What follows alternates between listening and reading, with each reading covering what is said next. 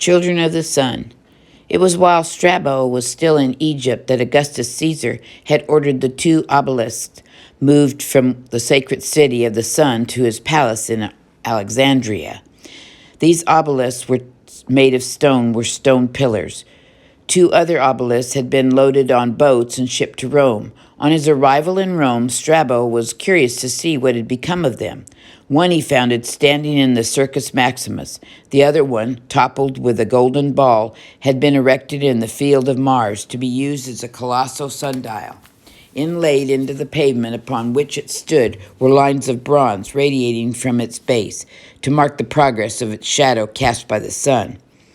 On the 9th of August, the Romans held a public sacrifice to the sun on the Quirinal, which Strabo may very possibly had attended.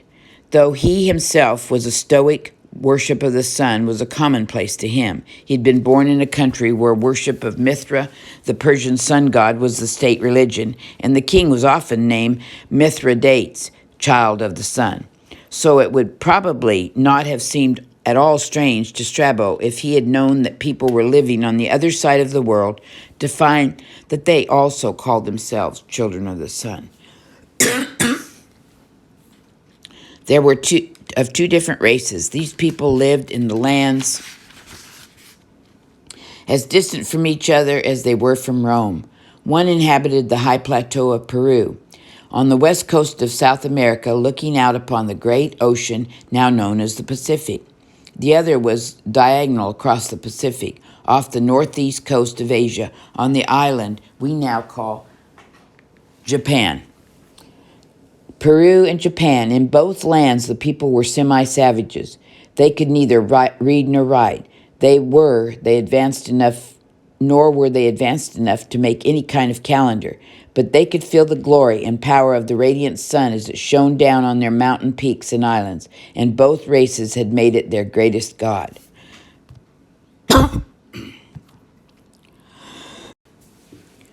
The people of Peru were Indians. In time to come, about 12 centuries later, there were to arise among these Indians of Peru ambitious lords or chiefs who, in their language, were called Incas. These Incas or lords were to unite all the surrounding Indian tribes into a great empire which they were to organize and rule so well as to be likened to that of Romans.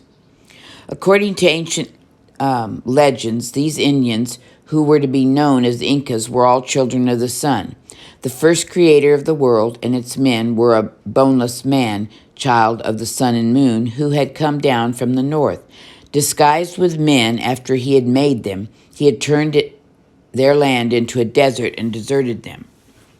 Then came another son of the sun and moon, known as Pachacamani, the earth's creator. He had turned the deserted people into pumas and apes and birds and created new people and taught them agriculture.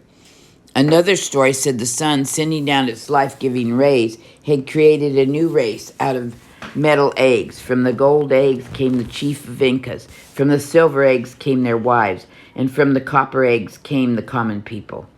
These were the old myths, told much later, when their now primitive Indians of Peru had become known as Incas. Each day as the red sun set in Peru, sinking behind the black rocks in the Pacific, it was the dawn of a new day in Japan. The sun was rising over Mount Fuji and shining down upon the palace of the chief or emperor, a fragile, primitive building made of poles and thatched with rice and straw and rushes. Jimmu, who was the first emperor, lived, it is now believed, about the time of Augusta, although the exact date is uncertain, since no records were kept by the Japanese, who had not yet learned from the Chinese how to read or write. Jimmu, Lord of Heaven, had been the great-great-great-grandson of the sun goddess. In Japan, the sun was not a god, but a goddess. The sun goddess had been born with her father, the god of Ignagi. His brother, the moon, had been born with their divine father, had wiped his honorable left eye. One day, Father Ignami and his wife Ignami were standing on the floating bridge of heaven, the Milky Way of the stars. With a jewel spear, they reached down and stirred up the salty ocean, and then drew up the spear. The brine that dripped from the point of the spear piled up and became the islands of Japan, which the sun goddess then shone down upon. But one day the sun didn't shine. The sun goddess was angry. She'd gone into a cave and closed the door, leaving the whole central land of reed plains in woeful darkness. Many gods assembled by the river of heaven to think up some plan whereby they might persuade the sun goddess to come out. They wrought a shining metal mirror and then gathered at the door of the cave. They had the cocks crow as if the sun was rising, and then they laughed aloud.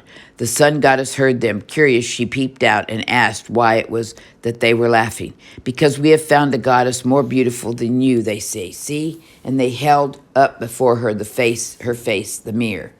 Astonished at what she saw, the sun goddess stepped out from the cave, and the others quickly slammed the door behind her. From then on, the sun rose each morning, and each day the plain of high heaven and the land of reed plains was always light.